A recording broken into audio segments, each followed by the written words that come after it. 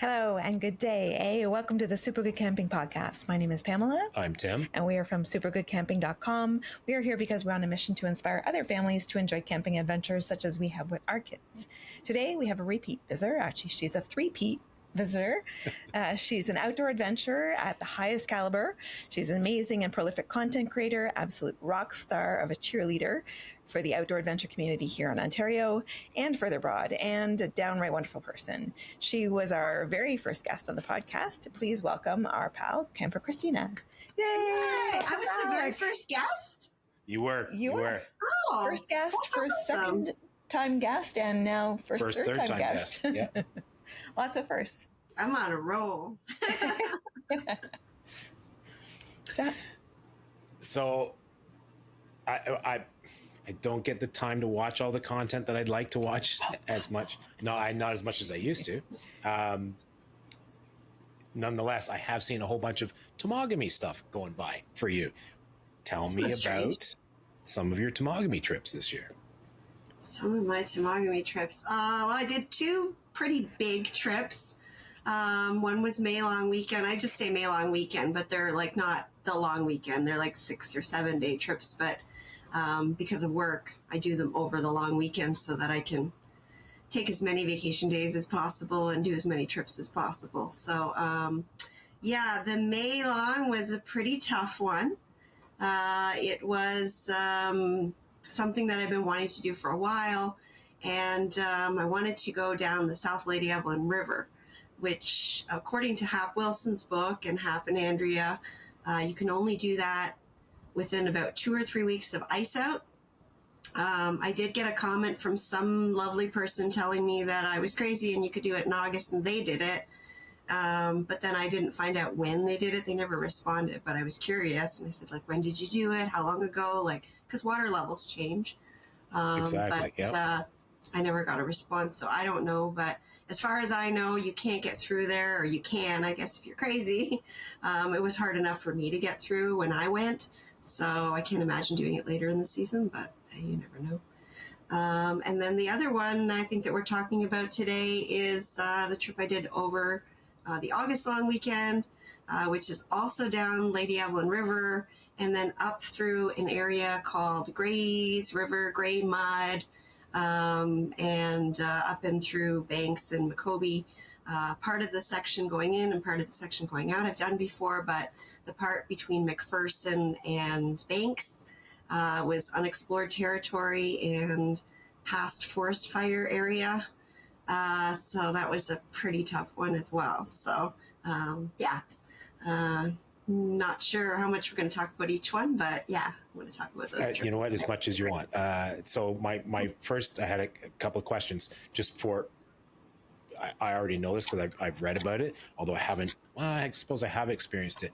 So ice out, because you have high water levels from all the melting snow and ice, right? So you can go through places that, a month down the road are muck or are, it's a much shallower marsh, right? You're dragging, you're getting out, you're slopping in the water, dragging your canoe, which is better than portaging, but still not exactly a paddle trip per se. Well, yes.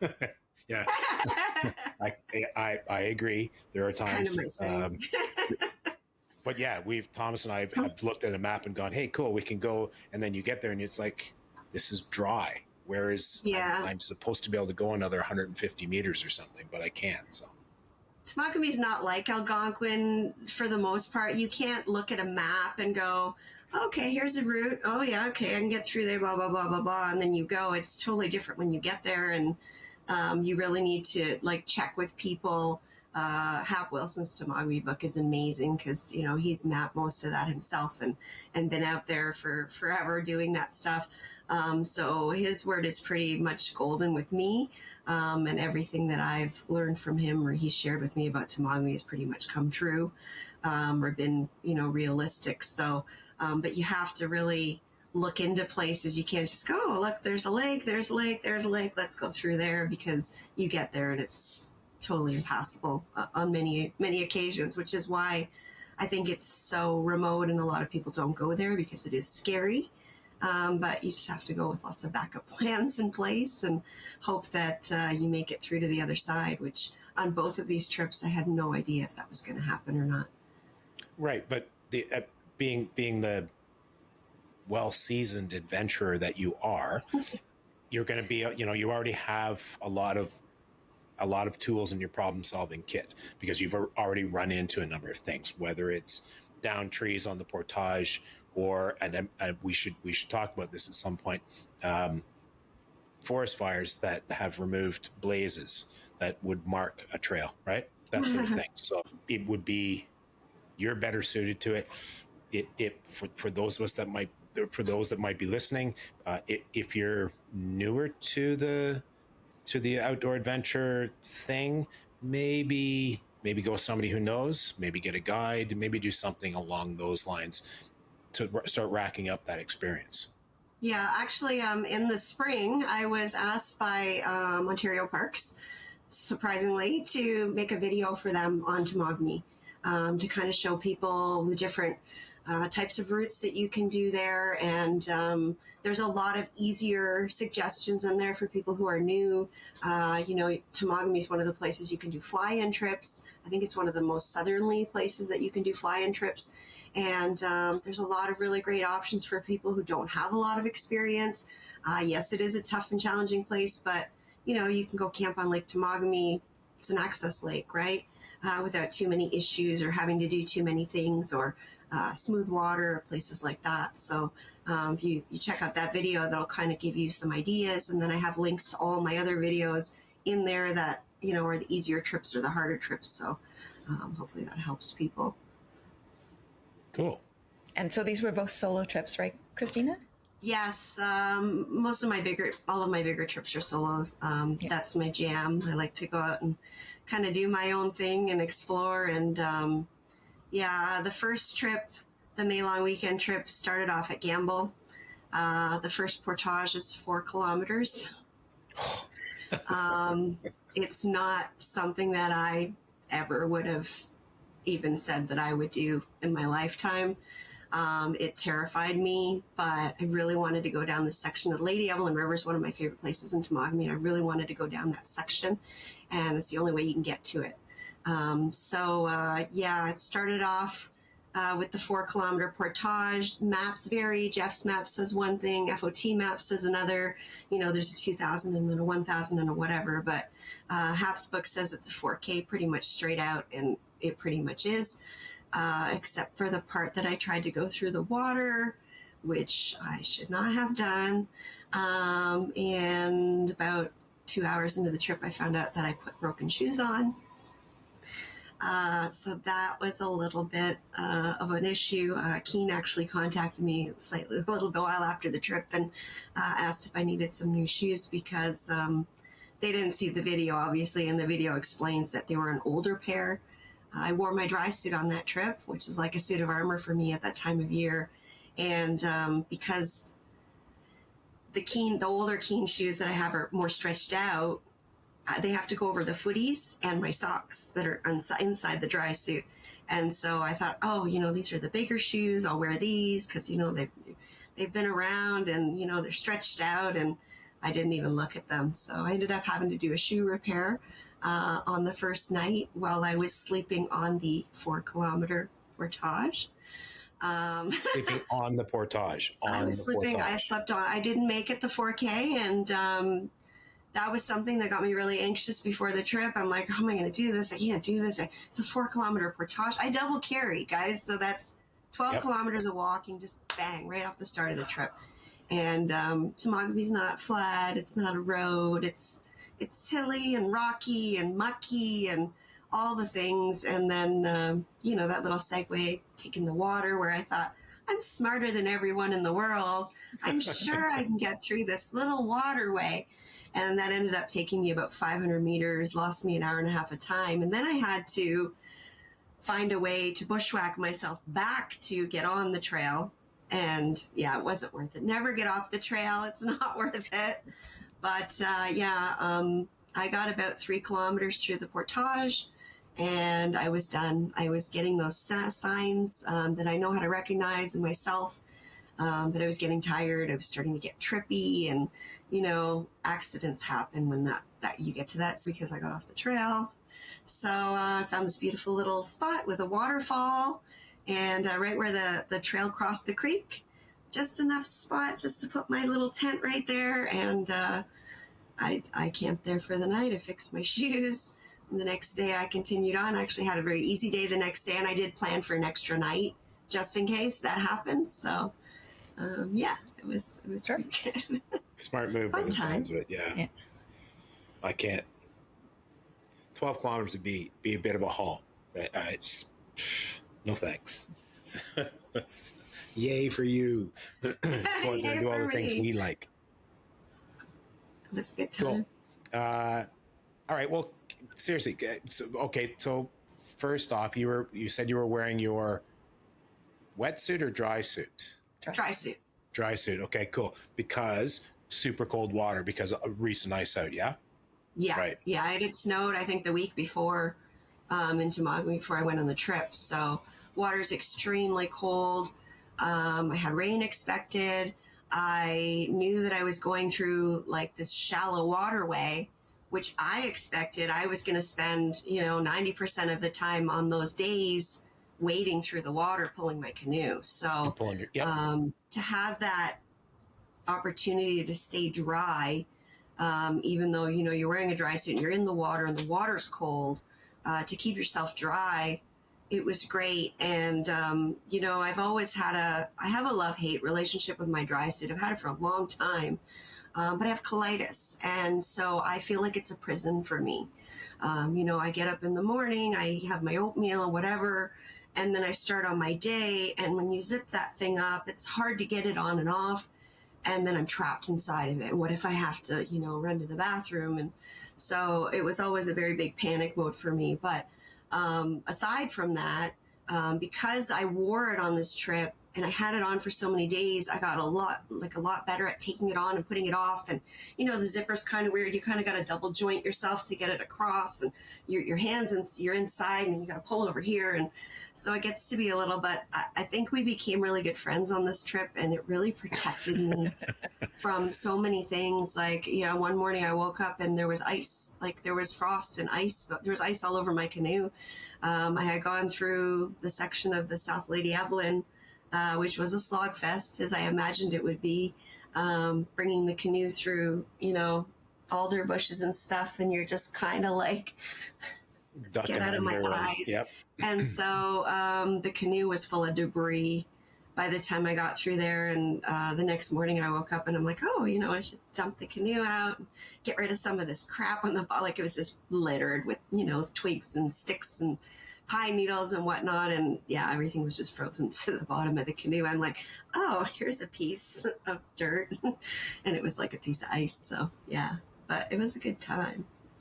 And I had a big reward on that trip too. So on my last night. Don't keep us in suspense. No? So eventually I made it through.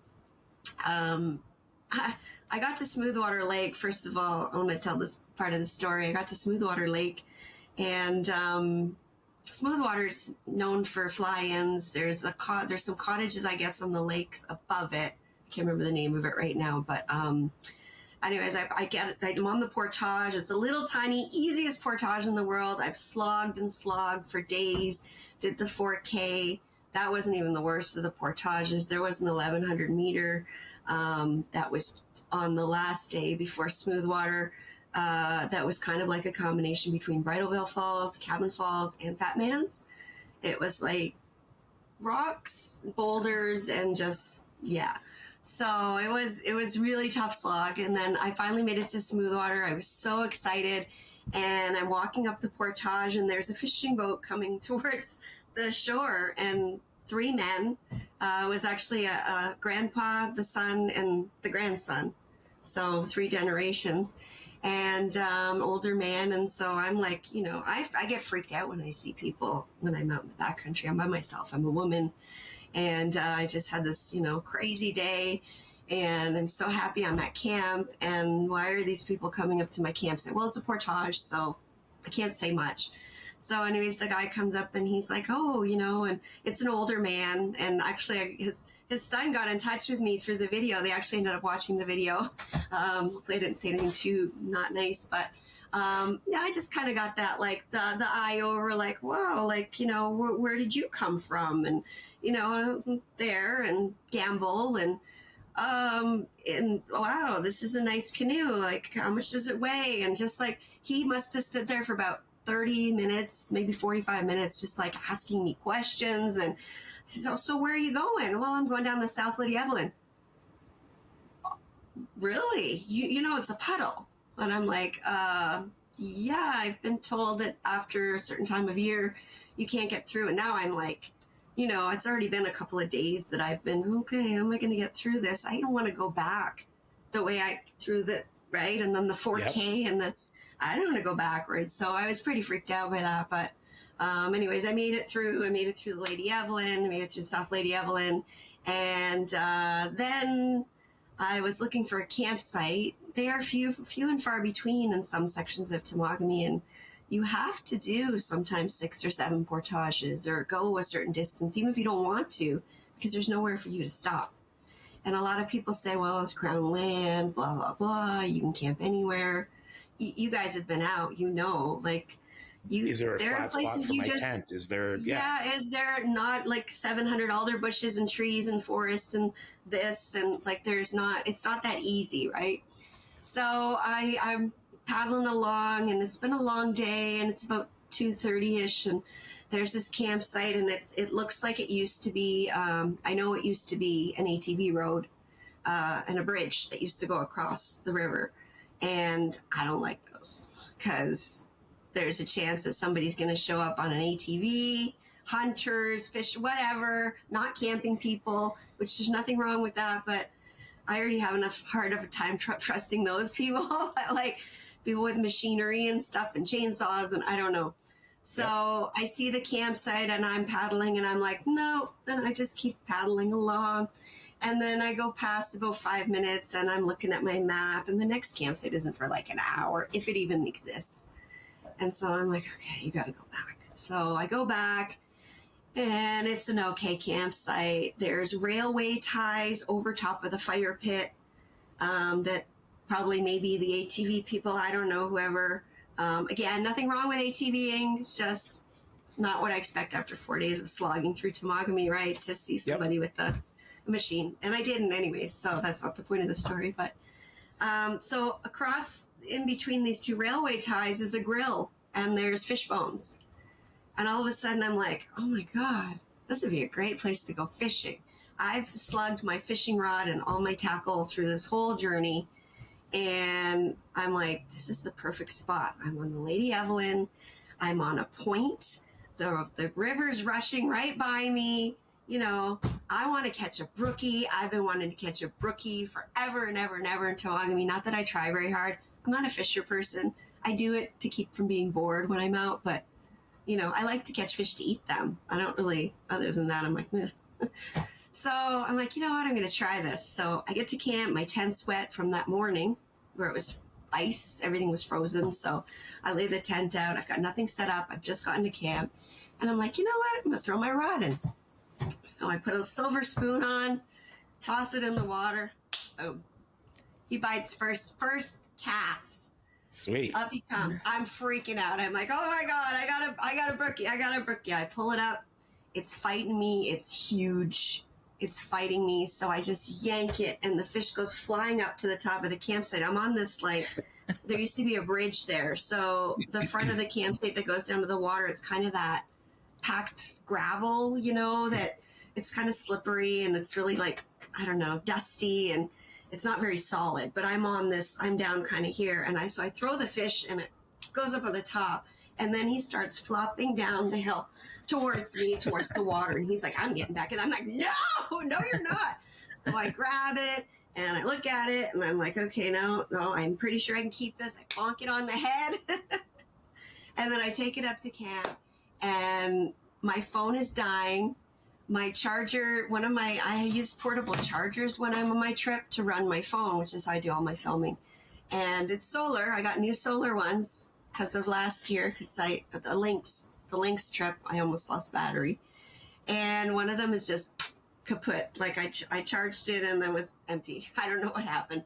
So I've got 11% battery on my phone. My phone has an album that has pictures of fish so that I can identify them, because I don't know, one fish from the other. I could tell a bass, maybe a brookie, but I've never seen one. So I look at the phone and I'm trying not to use it because I don't want to kill the battery, and I want to film this fish, and I'm going to clean it and I'm going to eat it. And so anyways, I determined finally that it was a brookie. It had pink polka dots on it. It was the most prettiest fish I've ever seen.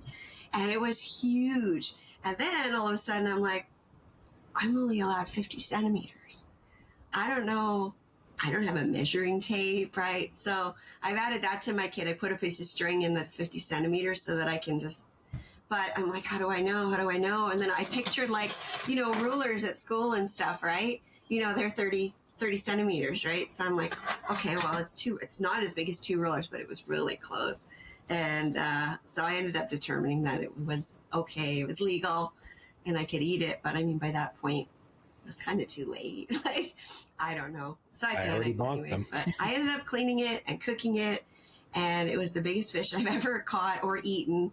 I actually couldn't finish it all. I felt super guilty. I made a side to go with it, and then was like, I had no clue. There was so much meat on it, but yeah, it was a highlight of my summer for sure.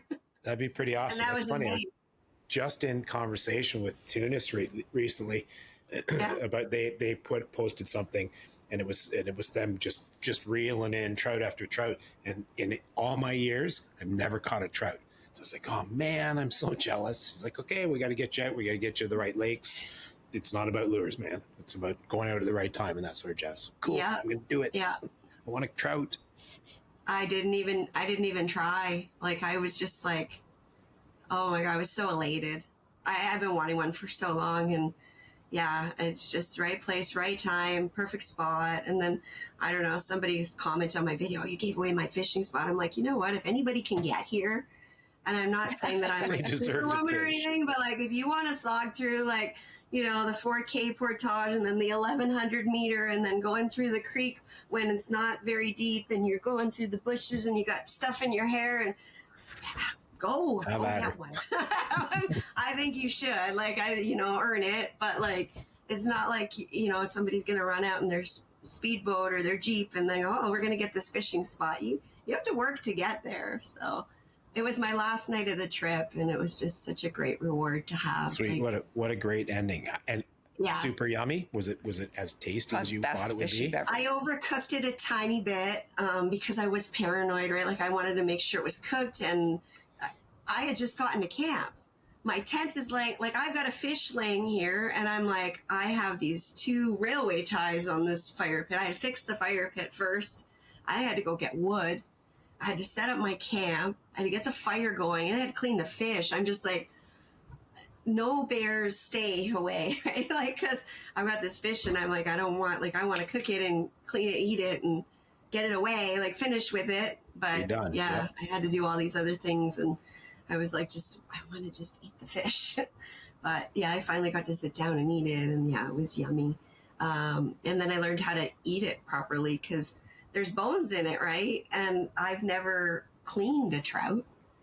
I took a step-by-step video, and then I took the pictures and I put it on my phone. So I had it in that album, and then my phone's dying, and I'm trying to okay, how do I clean it again? And so you got to cut in across the gills and then pull the mouth out, and then you pull the guts out. You slit it here. And so for some reason, this part didn't want to come out, and then all the guts just fell out. So I was like, okay, well, whatever. I got to the same point. So I just wrapped it up in foil and put it on the fire like that. But, yeah, practice makes perfect. Go catch more of them. Yeah, I guess. Tell me the difference. So that's a spring trip. When was the other second Temagami trip The second Temagami trip was in August. I did a trip at the Blind River in between, a place I've never been, which I need to go back to, and I tried to, but I've had some health issues this year, so I didn't make it back there. But it was the August long weekend trip, I call it, but 6-day, I think it was 6 or 7 day trip as well. And that one I started at Gamble as well. Gamble was a really popular place for me this year. It takes 5.5 hours to get there from where I live in Muskoka.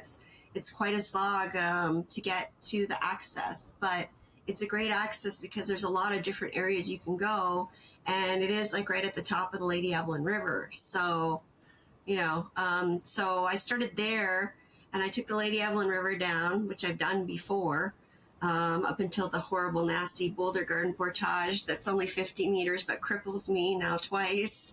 Makes me feel like I don't know how to walk anymore. And then from there, I went up from McPherson. I went up on the way, saw a beautiful moose, big, huge moose, and a calf, which I didn't realize. It was the first time I've ever seen a moose charge at me. Oh, Never had that happen before. I tried to catch it on camera, but my main goal was to make sure the moose was not upset. And so, because I have my camera I have a tripod selfie stick, this sits in my canoe. And so the phone sits in it. And if the canoe turns, then I'm not filming what's over there. But yeah, I saw it right as soon as I got on the lake, and I was so proud of myself because I'm finally able to see, okay, it's not a tree stump. I know it's a moose. I can see the water moving a little bit. I can see you can see certain things that like tree stumps don't do. They move. If it's a moose, it's moving. Tree stumps don't move. So, if you're looking at something and it's not moving, it's probably not anything. It's probably a tree stump. But I could see the ripples in the water, and so the whole way across the lake, I'm just like focused on this moose, and I'm like, yeah, there's a moose. Oh, yeah, right. And so I get up there, and then the moose looks and he sees me, and he starts making this like moaning sound, and I'm like, I've never heard this from a moose before, and I'm not close. The video looks close because I got it on Zoom, super Zoom, but I'm pretty far away from this moose. Like, he's huge. He's the size of a bus. Like, I have no threat to this moose, and I'm like, what is going on? And then he starts kind of like in the water at me, and he's far away. Like, there's no danger, but I'm like, what is going on? And so I'm okay. I'm sorry. And I'm paddling. And so I'm turning the canoe so I don't catch any of it on the video. And then, he kind of calms down and he goes in the water. It's not a bull moose, it's a she. She calms down and starts going in the forest. And that's when I pan over and go, oh, there's a baby in the bay. Like, obviously you're pissed off because I'm in your territory. And so then I filmed the baby for a bit, and then I had to pass right by it. It was the only way I could get through to go where I had to go. So, yeah, that was a highlight. That was a great moment. And that was like, cool. I don't know, I think I was out for an hour. It was the first hour of the day or something. I mean, it doesn't get better than that. But then I had to go through the shallow water. Gray mud is similar. In Hap's book, it says, don't go when the water levels are low because it's a tough place to get through. And here I am in August. And I'm like, I don't know if I'm going to get through here. So same kind of thing. Do I have to go back through up the Lady Evelyn, or am I going to make it around? But I did have a backup plan. If the water was too shallow in Gray Mud and Gray's River, then I could have taken the 3,200 meter portage that sounds into fun. Macobee. Yeah, exactly. That was my backup. So I was like, I really don't want to do that.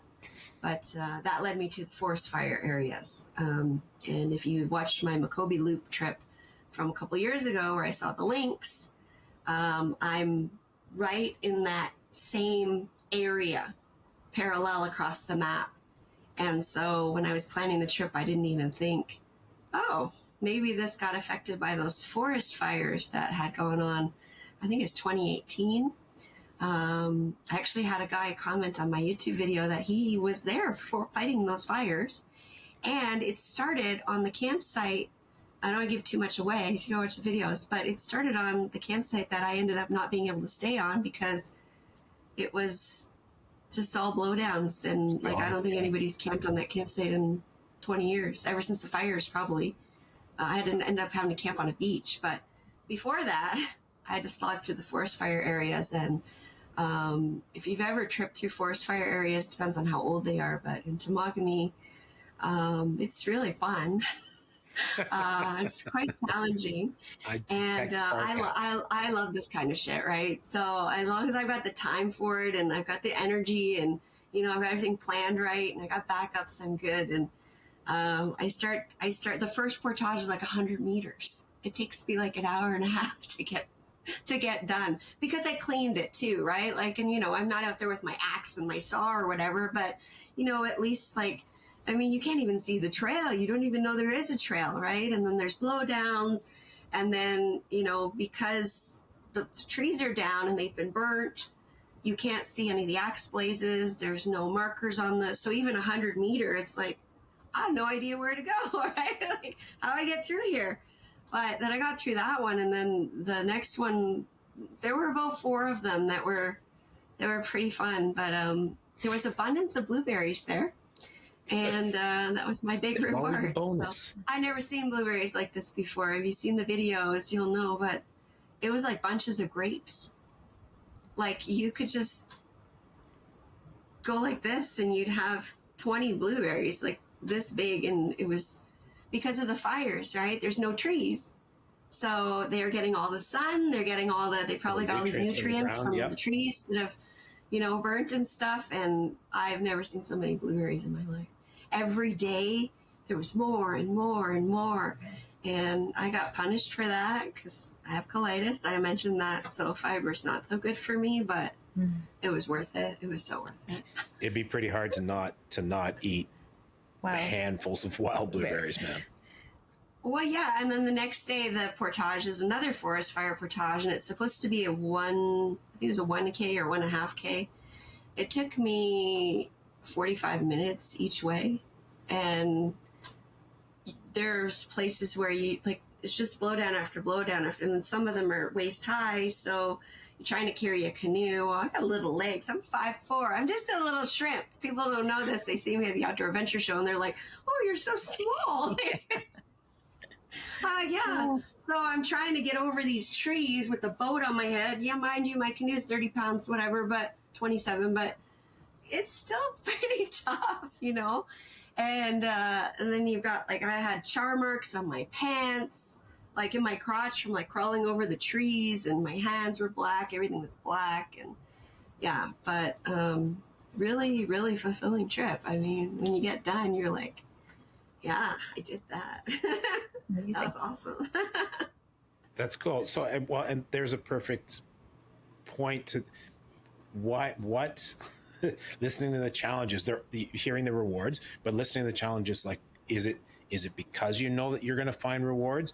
Are there trips that you don't find those amazing things, like blueberries, like the moose, that sort of deal? And how does that, what drives you to keep going and doing it again? Because you never know what's around the corner. I mean, it's just, I'm an explorer.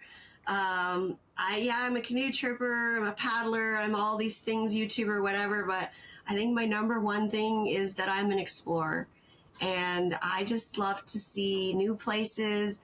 I want to know when I'm paddling through a little creek, what's there, what's coming up there, what's around the next corner, what's that waterway going to be like? Is there a moose over there? Is there a lynx? Like, you just never know what you're going to see. What's the campsite going to be like? It's the unknown, right? Like, I know it's enough to know that I can get through, maybe.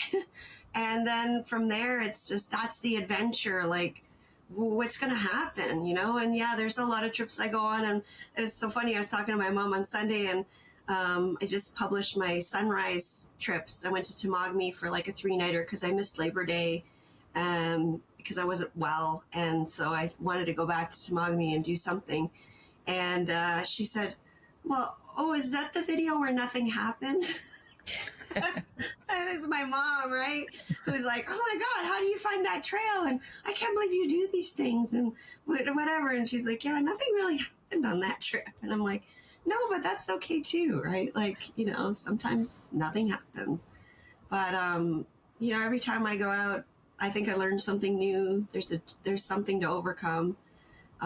Actually, that trip something did happen. I had blinding fog, or I call it blinding fog. I don't know if that's a term, but I just posted some pictures. I posted a video clip the other day on my Facebook, and it's just white. You can't see anything, and that was really cool. So something did happen. But that'd be pretty trippy on the water. Like I could see, if you're in a forest, like if you're portaging or something, there's trees, there's branches, there's bits and pieces of stuff to see. Get out on the water and you're in that. It's like, I have no idea where the hell anything is. yeah. Yeah, but that's when you got to rely on your experiences, right? And if you're not experienced enough to paddle in the fog, then you stay on land until it goes. It lifts eventually. It always does, sooner or later. I mean, unless you're Newfoundland or somewhere where they have it all the time. But eventually it will lift. And I had come through. It was a simple trip for me. It was a couple portages in, a couple portages out. Stayed on the same lake for 2 nights. It was nothing extravagant. Portages still aren't easy. It's Temagami, but I had already come in that way, the way that I was going out. I had my GPS. I knew the shape of the lake. I kind of had an idea where I was going. And I mean, it wasn't a huge lake. It's not like I was paddling on Opiongo. So eventually I would have hit land and I would have found it. But yeah, I find that stuff really exciting when it's a really weird feeling paddling in fog like that. Like it's very eerie, but it's also really, really cool because it's like you have this feeling of, I don't know, weightlessness or something. Like it's just, there's just you. You're the only thing that exists in this whole space. Everything else is just white. Isolation from the rest of the world. Yeah. Yeah. Almost a protective barrier, maybe. I think I like to be out in snow because it's quiet, and if it's snowing, it gives you that sort of blanket from the. Oh yeah. You're trying to get away from people and stuff, right? So it keeps the people away. Yep. Yeah. So how many times have you been to Temagami all together now, Christina? Oh my God, I don't even know. I've never counted. A lot. Somebody had. I've gotten this little bit of a surge on my page, on my Facebook page, and a bit on my Instagram, but my Facebook page is getting these surges of these new followers who have no idea who I am. I've actually just finished scheduling a post for tomorrow, which will already be out by the time this comes up, but just kind of introducing people to myself because there's all these people who are like, they just see this picture of me in the snow with my canoe and they're like, well, what are you doing out there? Like, are you trained? Do you know what you're doing? Like, it's all these people that are like, they don't know who I am or what I've done or what my experiences are. So I'm finding that I'm having to kind of, I don't know, like who you are. Yeah, like kind of justify what I'm doing and that I can do it. And, it's always difficult when you get people like that who are like, where are you doing? Where's your extra paddle? Like, you don't have an extra paddle. I'm like, it's under my seat. It's all good. Relax. Like, so yeah, it's been fun, but it's been, yeah. So I had mentioned to somebody that I have been to Temagami. I've been exploring Temagami since 2017. I think it was my first trip there. And I've done a good amount of I call them my long weekend trips, which is May long weekend, Canada Day, August long weekend, Labor Day, and Thanksgiving. Those are the 5 that I'll do, like 5 to 7 day trips throughout those. And that's every year, mostly for the most part. And I would say probably 75% of them at least have been Temagami. I would probably even higher than that, maybe 80% of those trips have been Temagami. There's a couple of Killarneys thrown in and some Algonquins, but there's been a few trips there. I'm actually running out of places to go. Somebody had said, oh, you're at Gamble again? Like, what's with Gamble this year? And I said, well, there's all these like areas that I haven't been to Smoothwater because it's a 4-kilometer portage. Why would I do that? So that's why I did it, because I haven't been there. And, these are the things that I've been building up to. People are like, oh my God, I could never do what you do. I didn't start like this. My first night was at the Massasauga with a bunch of glow sticks, and I didn't sleep because I'm scared of the dark. And I worked my way up doing more and more trips and, Halliburton and easier places and 1 night and 2 nights and, whatever. And then, okay, nothing happened. Let's do this. And then now I'm doing these trips and it's like 4-kilometer portages. But for me, it's just been a gradual increase of, difficulty along the way. And so I don't really see it. But when I look back to what I've done and where I am now, it's like, come a little bit of a ways. Yep, absolutely. I mean, I'm so impressed. We did an episode. I think we titled it like "Extreme Camping Opportunities" or something like that. Temagami came up as one of the places to do that sort of thing, and I think I started that section by saying, just go watch Camper Christina's videos. She can tell you all the things about Temagami, man. Yeah, I haven't been everywhere, but anywhere that I could do a 5 to 7 day trip, I've been through. There's some places I haven't gotten to because I just can't, right? Like, people are like, oh, you need to go to Superior and, oh, you need to go these places. And I'm like, well, if I'm driving for a whole day there and I'm driving for a whole day back, that's only going to leave me a certain amount of days. And I publish a video every single week on YouTube. I've done it for over 5 years. And if I go on a 2-week trip, what am I going to do for the rest of the summer? Like, oh, here's a piece of gear I bought. Take a look. It works like this. Like, I want to go out on lots of trips. And so that's why I don't go to crazy, like, do these long trips. Plus I can, I work every day. I have a job, right? So this isn't my career.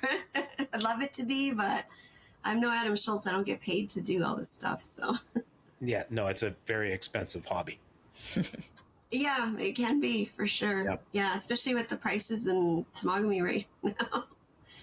Most of the places I've been to this summer have been Ontario Parks land, so the fees are quite high for that right now because I'm by myself. So they're still on that pilot program, and well, yeah, and just to throw it out there for the people that are listening that aren't used to the Ontario Park systems, a lot of backcountry has changed. It's like a flat rate, but you can bring 9 people. Yeah, no. The point of going to the backcountry is to not have 9 people with me. B, it used to be like $11 a person or whatever. I don't want to be paying front country rates for me to go into the backcountry. Like even Thomas and I, our eldest, we do it, and I still look at the numbers and go, this is insane. Like, this is crazy. I could almost go stay in a friggin' hotel for this. Like, why am I? You guys, pissing me off. I did actually. On the way to one of the trips, I was supposed to sleep at Gamble at the Access. There's like a little campsite there at the Gamble Access, and it's like a jump off, right? So I was like, oh, I'm gonna go camp there for that. It's supposed to be now -5. And I'm driving along and I keep seeing these billboards, Moosehorn Hotel, Motel, Moosehorn Motel. And I'm like, man, I'm getting pretty tired. I'm going to get to camp. I'm going to have like half an hour to set up before it gets dark. It's supposed to be -5 tonight. I'm like, I see this Moosehorn Hotel. It's like an hour from the Access. I pull in $80 a night. It's 2 nights in the backcountry in Temagami. Actually, less than 2 nights in the backcountry in Temagami. So I had a nice hot bath and I stayed there and I was like, screw, why not? Right. So so I made the trip 1 night shorter, but I didn't care. I was an hour from the Access. I still got up at 5 a.m. and I was at the Access by 7:30, but I was kind of glad. Like it was a nice treat. Yeah. $45 a night, I believe it is. It's something crazy like that. I try not to look because when they first did it, I had a discussion with Kevin about it, and we were both kind of like pretty pissy about the whole deal. And now I just book it. I just don't look. I don't care. Just take it off my card. That's exactly it. I think of all the times I've been there, and I've been on not Ontario Parks land. I don't want to call it Crown land. It's the land of the Indigenous people, obviously, which we all know, or we should know. And so I've been chastised a bit for calling it Crown land, but that's what people understand it to be. It's free to camp on, right, basically. Yep. And it's a lot cheaper. But a lot of the more popular areas in Temagami and most of them along the Lady Evelyn River are Ontario parks. So you have to pay for those permits. And I think the one trip cost me $220. It was like a 5-night trip. So, and then but this is the thing, Tim, and I don't want to harp on it anyway, but this is the thing. When I get to that lake that I did the 3 forest fire portages that almost killed me, And then I get to the lake and I see the orange sign and I'm elated because I'm ready to fall over. And it's 3, 4 o'clock in the afternoon and I started at 7, right? I left the campsite in the morning at 7 and I'm done and I'm covered in soot and I see the orange sign and I pull the canoe up and I'm on an island and there's not one place in the whole anywhere to put a tent. I couldn't even hung my hammock and slept in it. Like there was just nothing. So that's when I kind of get, well, you know, you got to look at a few things before you start charging people this kind of money because, yeah, I'm happy. I'm alone. I'm out here in the middle of nowhere. But I also had to then get in my canoe and start paddling around this lake, exhausted at 4:30, 5 o'clock, trying to figure out where I'm going to put a tent and having to camp on a beach and make a privy in the forest because there's no campsite where it's supposed to be. So, you know, it gets a little bit tricky, but you know. I still go there because I love it, and that's what I want. I want that. I just don't think that we should have to pay when we can't get a campsite. But that's just me. Who needs a piece of flat ground? It's not that important. I'm with you. Like, there's lots of things I absolutely love about Ontario parks, and then there's other things that I don't. So, as with most things in life, like exactly. Nothing's perfect. So whatever. So what are your future plans? Oh, well, winter's coming, and I do winter camp. I camp year-round, and so don't stop watching my channel, my YouTube videos, because they just keep going. This year, I am trying something new. I have been camping in my own homemade hot tents made out of painter's drop cloth for, the first one was made in 2015. So my solo was made in 2017. And 2017-ish, it's 6 years old. It's starting to get worn out, and winter isn't winter anymore. Our winters are getting milder because of all the issues with climate change, and we're going out and, you know, there's snow, but it's raining or it's freezing rain, and I'm not feeling protected. I'm not feeling safe. So I have acquired I have acquired a nylon hot tent from a company called Light Outdoors. It's an Isola 4. It is identical almost in size to my solo hot tent. It's the same specs almost. It's like a quarter of an inch off and one pole.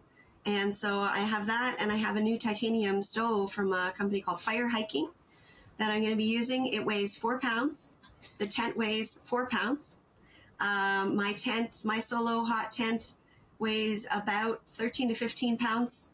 My previous stove, Nyko Alaskan Junior, great stove, still going to use it with the other hot tent, 18 pounds. So I'm going from 33 to 8. So now I get to bring more firewood and more food.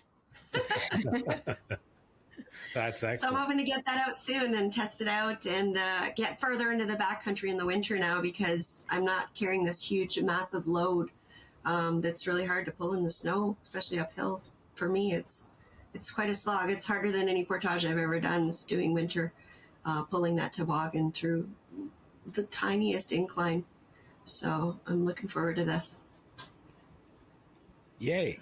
I'm excited. I've seen pictures of your super cute little stove, and when you said 4 pounds, it was like, that's just amazing, because I think of stove and it weighs a ton. Like, that's just what my brain does. So I think that's fantastic. Yeah, I'm looking forward to catching up on that stuff when you get out and do it. Somebody said I was going to be all fancy now, and I said, you know what? I think I've earned it. I think I've earned it. I don't know anybody else who's been camping in homemade tents in minus 30 degrees. I think I've earned my stripes, and I want to try something new, and I want to buy a tent that somebody else made and see how it works and try it out. So let's see what happens. People are really interested in this. I think it's going to be a cool winter. I think so too. Awesome. Annie, are you going to be speaking at the Outdoor Adventure Show this year? Yes. It's not, I don't know if people know this, but we actually have to apply to present to not get paid to speak at these shows. I'm pretty sure that I'm going to be invited back. I don't see why I wouldn't. Probably be speaking on the Saturday and Sunday. I'm presenting on portaging this year, which is one of my favorite subjects. I'm super excited about it. I've actually been working on it already. And I'm also going to be presenting, hopefully, at Cornucopia this year on my birthday. On the Saturday, I've applied for that. Again, don't know until mid-December. And I'm tampering with the idea of doing Quiet Adventure Symposium as well. So Cool. It's going to be a really busy spring. Yeah, but that's good. I wanted to do I love Cornucopia presenting, so... All right, that's it for us for today. Thank you so much to our special guest, Camper Christina. Please do check her out on her YouTube channel and our Facebook. And otherwise, reach out to us. We are on Twitter, Facebook, Instagram, and we have a YouTube channel as well. We would love it if you subscribe there. And if you want to talk to us, our email address is hi@supergoodcamping.com. That's hi@supergoodcamping.com. And we will talk to you again soon.